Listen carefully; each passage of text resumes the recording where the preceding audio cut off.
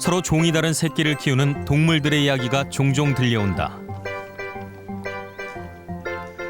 새끼 고라니에게 젖을 물리고 어미처럼 돌보는 풍산개를 사람들은 지극한 모성애라며 칭찬했다. 그런데 정말 이것이 모성애일까? 늑대들은 조직사회 속에서 나름의 역할을 맡는다. 특히 사냥 나간 다른 늑대의 새끼를 대신 돌보는 공동육아는 모성애가 아니라 선주인 늑대에게 물려받은 본능이다. 어릴 때부터 서열 확인 작업을 하는 늑대처럼 강아지들에게도 이는 중요한 본능이다.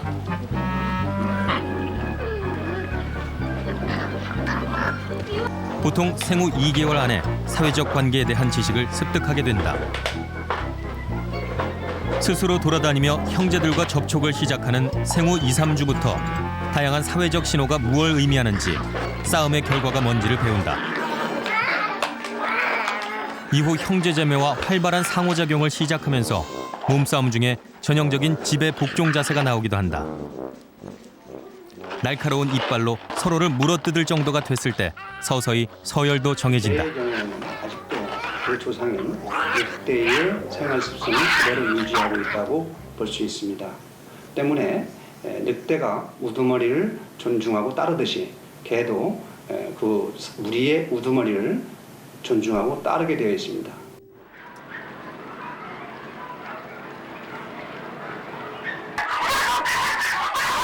이곳은 수도권에서 유기된 개들이 모두 모이는 야생동물 보호센터. 우리나라에서 버려지는 유기견은 매년 20만 마리나 된다. 이 중에 사람을 위해 일할 도우미견을 뽑기 위해 훈련사들은 각종 테스트를 한다.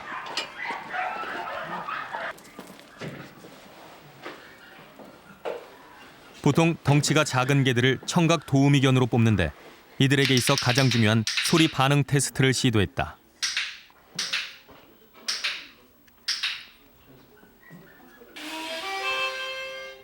이 미니어처 핀셔는 어린 나이에도 불구하고 벌써부터 소리에 두려운 반응을 보인다. 성격도 소심해 보이지만 뭔가 문제가 있었던 것 같다.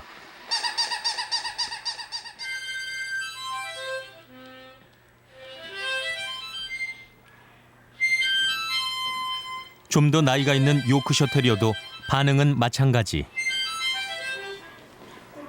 지금 저 개는 제가 하모니카를 이렇게 불었을 때 저를 눈치를 보면서 슬금슬금 뒤로 물러나 지금 소파 뒤로 숨었거든요. 그 사람들하고 지금 자기가 어떤 그 접하면서 안 좋았던 기억들이 그 속에 잠재되어 있는 거죠. 그래서 사람의 어떤 손이나 사람의 어떤 이렇게 터치, 접촉하는 거를 상당히 거부하고 제 스스로가 거기에 대해서 경계감을 나타내는 겁니다.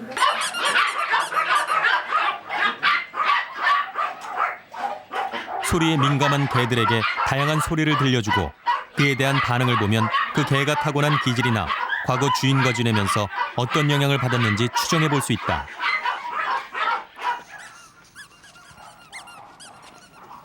조금 뭐 사람에 대한 반응이 조금 보였는데 나와서 직접 이제 핸들링이라고 하죠. 이제 견투를 잡고 직접 보행을 해보니까 개 스스로가 어떤 가지고 있는 어떤 이기성이라고 말할 수 있는데 자기만의 세계가 지금 너무 강한 거예요. 그래서 사역견으로서 사람을 어떤 도와줘야 하는 그런 어떤 청각 도우미로서 역할을 하는 데 있어서 자기의 어떤 기질이 너무 강하고 너무 뚜렷하면은 사람하고 이렇게 융화를 한다고 하죠. 이렇게 사람을 이해하고 사람한테 가서 좀 어느 정도 그 의존하는 부분도 있어야 되는데 그런 게 전혀 안 보이서.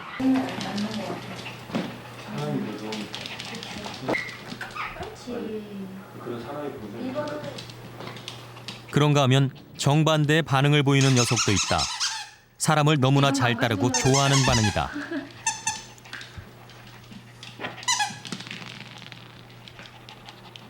하지만 사람에 대한 집착이 너무 강해 보인다. 집에서 아마 되게 그 자기 되게 주인한테 되게 뭐 사랑을 받던 거 아니면 되게 이쁨을 받은 것 같아요. 그래서 얘가 지금 다른 일하는 것보다는 사람에 대한 어떤 그런 감정이 더 풍부하게 나타나고 있어요. 직각이야, 직각. 어? 이 부분은 훈련으로 교정하기로 하고 도우미견 훈련소로 데려갔다.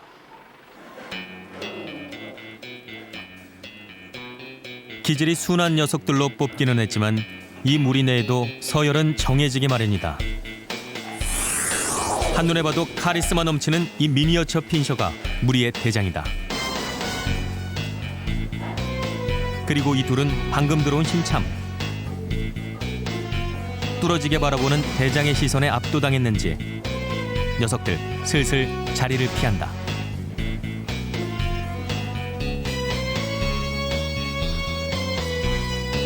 대장은 늘 그랬던 것처럼 조용히 서열 확인 작업에 들어갔다. 배를 보이고 눕는 것은 지배자에 대한 복종을 의미한다.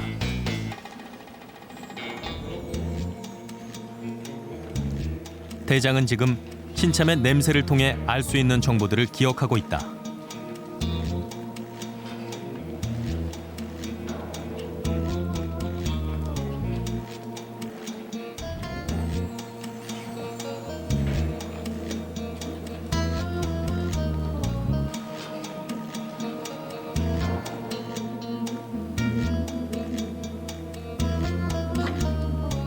그 와중에 서열 2위가 지배권에 도전하는 행동을 보였다. 절대 복종과 반역이 공존하고 있다.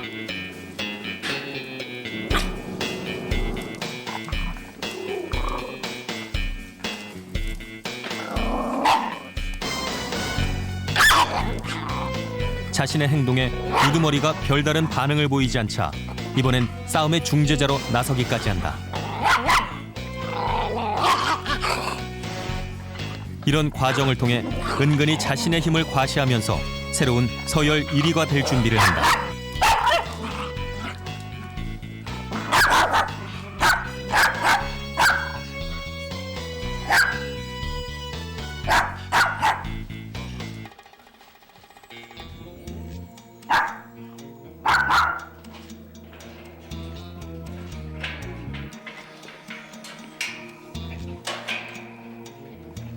그런데 이러한 순서 정하기도 훈련사가 들어오자 다 뒤집어지고 말았다.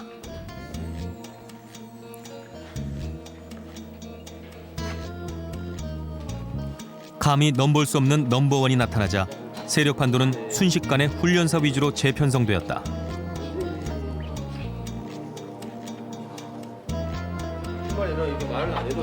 이 상황에서 개들이 깡충깡충 뛰는 건 훈련사가 좋아서라기보다는 서열 1위와 자기가 가깝다는 것을 다른 무리에게 과시하면서 자신의 서열을 올리려는 행동이다. 소심하고 이런 애들은 제가 임의적으로 이렇게 앉아서 제가 만져주는 거예요. 이렇게. 제가 제일 대장이 이렇게 만져줌으로 해서 얘는 그만큼 서열이 높아지는 거예요. 지금 제가 이뻐해 주니까. 인위적으로 이런 애들은 이제 자신감을 이렇게 세워주는 거예요. 이렇게. 얘들이 지금 안 보는 척해도 지금 다 보고 있어요. 지금 저 놈은 우리 대장이 이뻐해 주는 놈이다. 그리고 우리 대장이 이렇게 만져줌으로써 얘는 자연스럽게 이 친구들보다는 어느 정도 격이 조금씩 올라가는 거예요. 이걸 제가 인위적으로 이런 걸 만들어 주는 거예요. 그 만들어 주는 거는 얘가 소심하고 적극적이지 못하고. 도움이 필요한 사람 곁에서 도우미 견으로 일할 녀석들이 너무 소극적이거나 또는 성격이 너무 드세면 문제가 될 수 있다.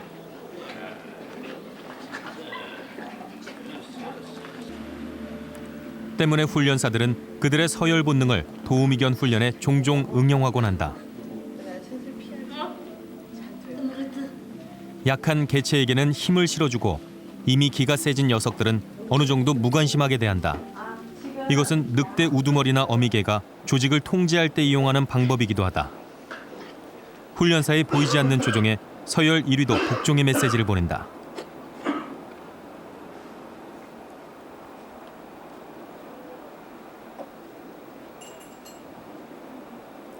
그런데 이런 분위기를 외면하는 넘버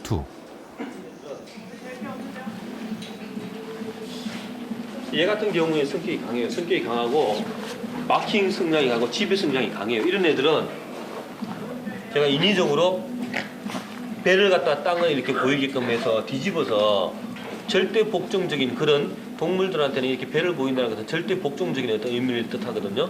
이런 경우 이제 이렇게 절대 복종하라는 의미에서 배를 이렇게 누르고 지그시 제가 이렇게 누르고 있는 거예요. 이렇게 안 돼. 그리고 목소리를 좀 굵게 해서 이렇게 제가 일부러 과음을 좀 지르는 거죠. 기다려. 그럼 얘들이 지금 다 보고 있는 거예요. 지금 보고 있으면서 저놈이 지금 대장한테 혼나고 있구나. 그래서 인위적으로 제가 얘 서희를 자꾸 깎아주는 거예요. 이 개들 사이에 어떤 형평성을 제가 유지를 시켜주는 거예요. 이놈이 너무 요즘 막 기가 살아가지고 너무 막 설쳐대고 너무 어떤 그런 공격 성능이 나타나면 제가 다른 애들 보는 앞에서 이렇게 속된 말로 쪽을 주는 거예요. 지금 개 쪽을 줘가지고 이놈을 갖다가 지금 확 깎아 내려오는 거예요. 지금 제가 인위적으로. 나야. 성격 강한 개의 공격성을 죽이기 위해 때론 강력 처방도 동원해야 한다.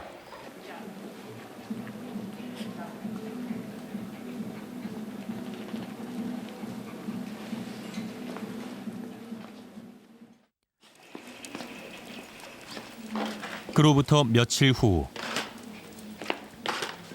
거칠게 지저대며 기고만장하게 굴던 넘버2가 사람 곁에 딱 붙어있다. 폴짝폴짝 뛰며 훈련사와의 친분을 과시해보려고 노력하지만 어느 누구도 관심이 없다.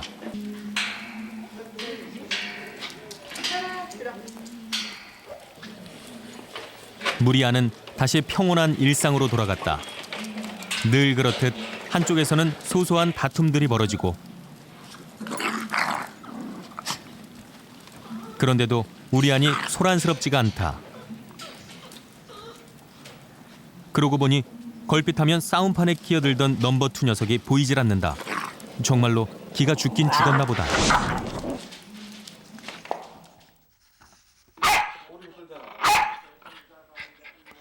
이 녀석에게 집안은 모두 자기 영역이다.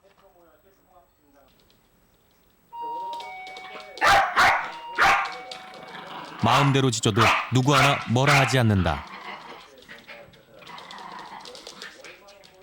외출했다 돌아온 막내딸을 보고는 깡충깡충 뛰는 게 아니라 오히려 더 짖어댄다.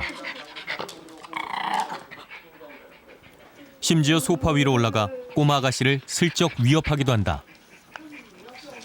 아, 너 이리 와. 아니야.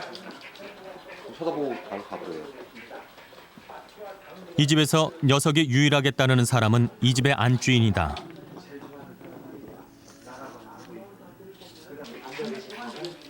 여기서 살아가는데 안주인만 따르면 문제가 없음을 간파한 모양이다.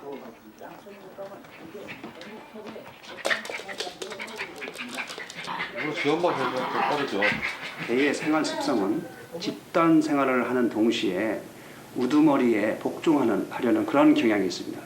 때문에 자기가 살아가기 위해서는 우두머리의 눈치를 살피지 않을 수가 없습니다. 그렇기 때문에 개는 상대방을 읽는 능력이 아주 탁월하다고 할 수 있겠습니다. 그래서 저한테 좋죠. 오고 나서 소파 누워 있으면 다시 옆에 누워요.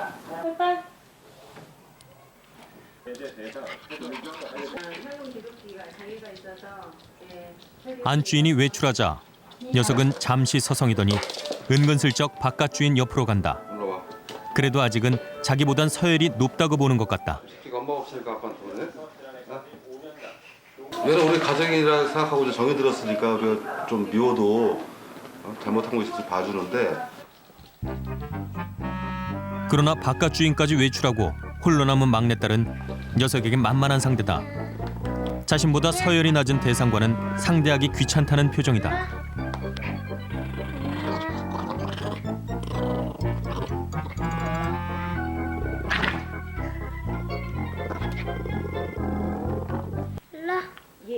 얘는요. 낯선 사람을 보면 물어뜯으려고 달려들던 말티즈. 보자. 자기의 대장이 외출하고 없으니 서열 2위로 인정한 엄마한테 고분고분하다.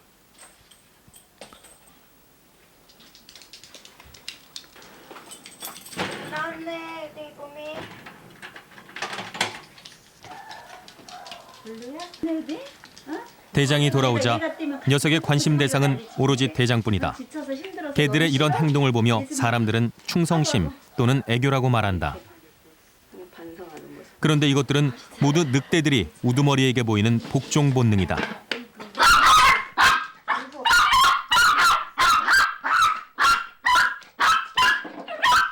자신이 따르는 주인의 털끝 하나 건드리는 것조차 용납하지 않는 이 개의 행동은 신참 양무리 개에게 이삼이가 더 맹렬히 짖어대는 것과 별반 다를 바가 없다. 우두머리에 대한 불복종으로 보는 것이다.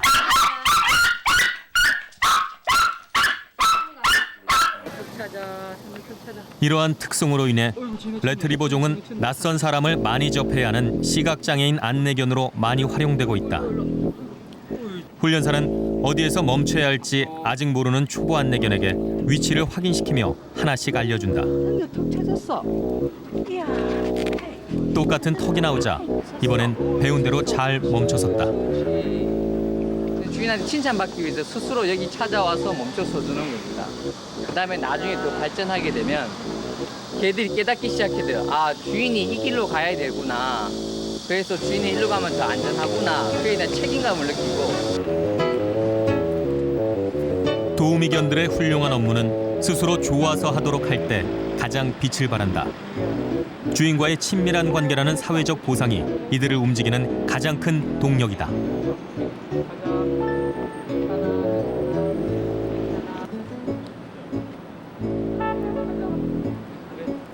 훈련에 대한 적응력이 뛰어나더라도 다양한 환경을 가능한 많이 접하게 해야 한다.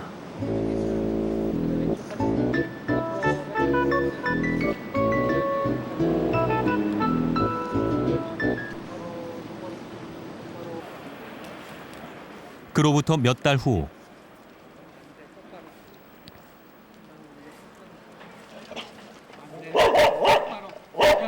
방해꾼이 있어도 주인이 가야 할 길을 똑바로 가는 걸 보니 이제 제법 안내견 폼이 난다.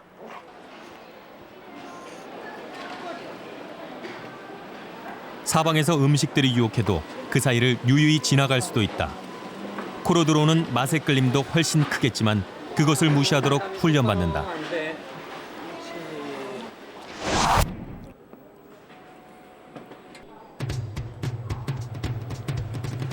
그러나 이와는 정반대로 개가 가진 식탐을 이용하는 사례도 있다.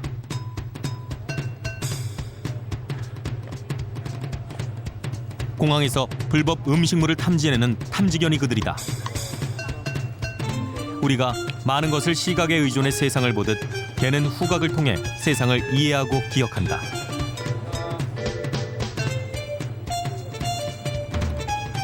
이들에게 세상은 다양한 냄새의 조합이다. 저 공기 중에 얼마나 많고 다양한 냄새 입자가 생생히 보일까? 지금 이 탐지견은 식탐에 의해 움직이지만 자신이 먹으려고 찾는 것이 아니다. 목표물을 찾아냈을 때 주인한테서 받게 될 칭찬이 더 좋은 것이다.